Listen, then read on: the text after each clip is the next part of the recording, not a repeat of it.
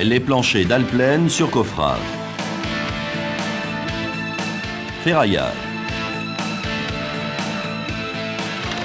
Bon Yannick, voici le plan de ferraillage du hall d'entrée là. Ouais. Le premier lit inférieur, c'est du 503R. Et puis le reste, les chapeaux classiques. Hein. Tu les as reportés en coupe ici. D'accord. Voilà. Le rôle du ferraillage est de renforcer le béton pour assurer la résistance du plancher.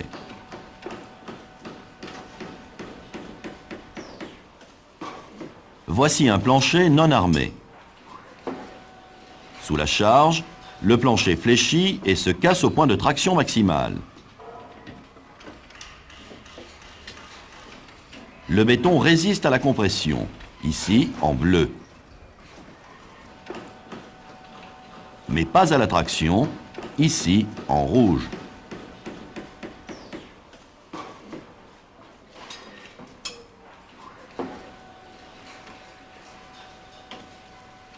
Les aciers renforcent les zones de traction.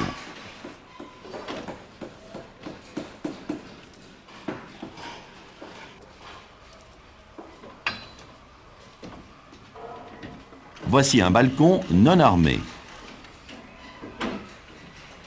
Le balcon se fissure, puis casse.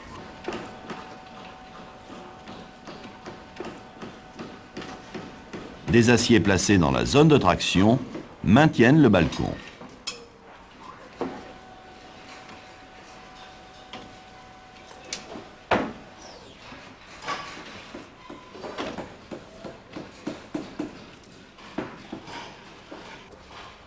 Voici la plus petite portée entre les murs.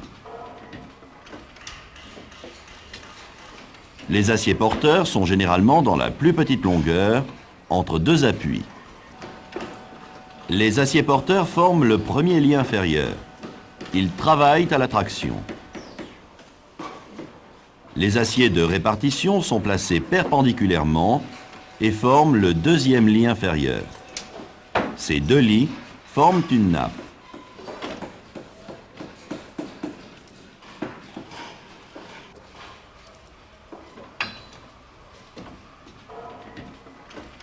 Des aciers appelés chapeaux sont placés au droit des appuis, dans la partie supérieure du plancher. Les chapeaux sont axés sur le mur porteur.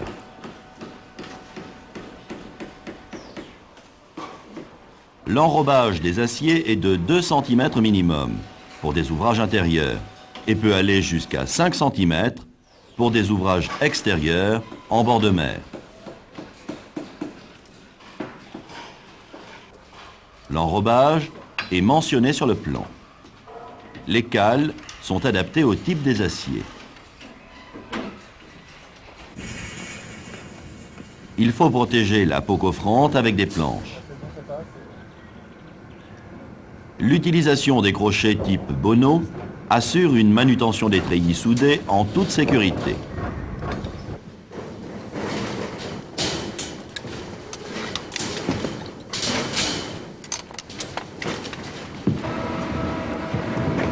Non les gars, elle est pas dans le bon sens.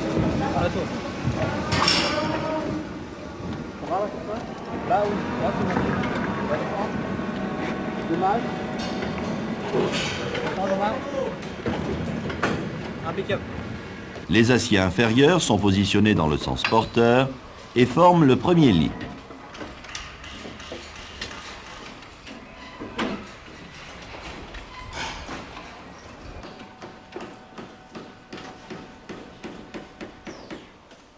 Ici, le recouvrement est de 2 mailles et demie.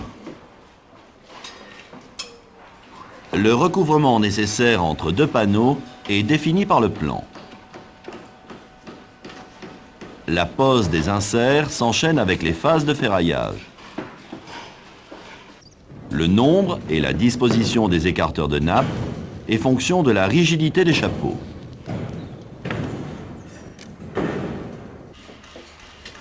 Voici un acier en chapeau. Il faut assurer la position des chapeaux dans la zone de traction.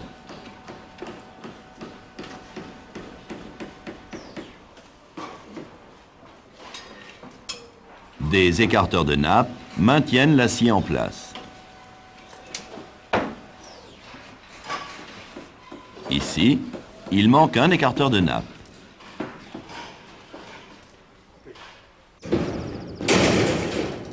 La nappe n'est plus à sa bonne position.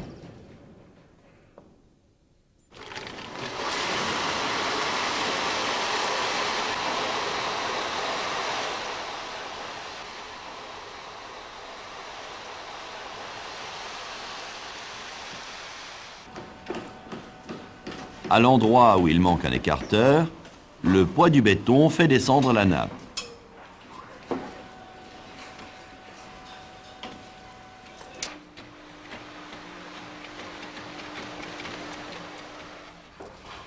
Ici, le plancher vient d'être coulé. Le chapeau repose uniquement sur le ferraillage du mur. Il n'y a pas d'écarteur de nappe. Le passage d'un ouvrier entraîne la déformation du chapeau.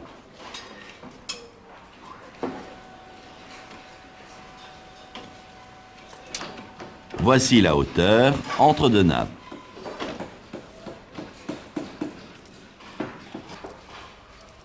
Voici un plancher vu en coupe.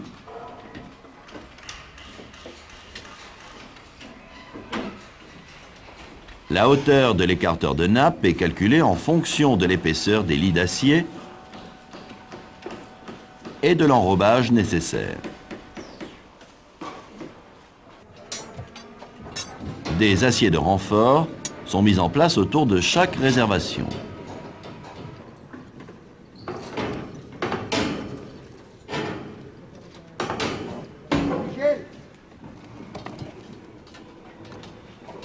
Il faut assurer la continuité des chaînages.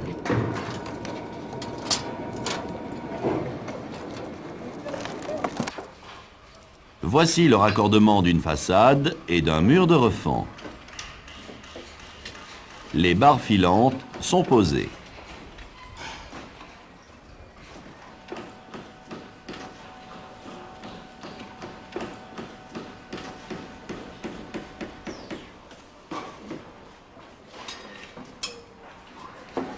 La continuité du chaînage est assurée par deux équerres.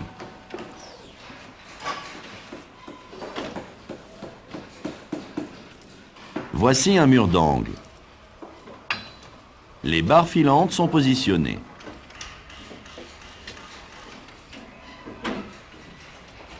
La continuité du chaînage est assurée, ici par trois équerres.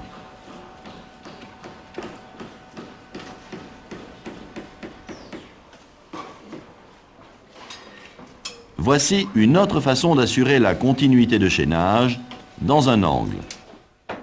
Chaque barre de chaînage est crossée.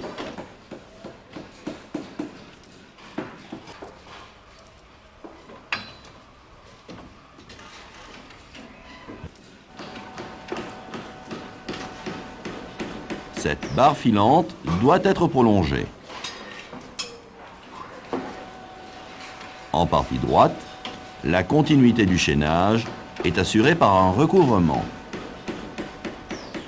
En règle générale, ce recouvrement est de 40 fois le diamètre.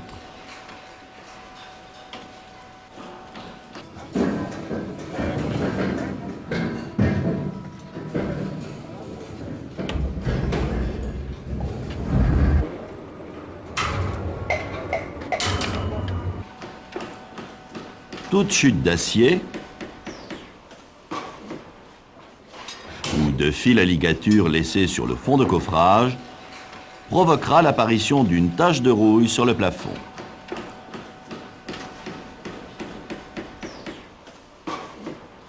Ce point de rouille apparaîtra sur la peinture de finition. Jean-Marc, là il y a une porte, il faut que tu me plies les attentes. Ah d'accord, ok.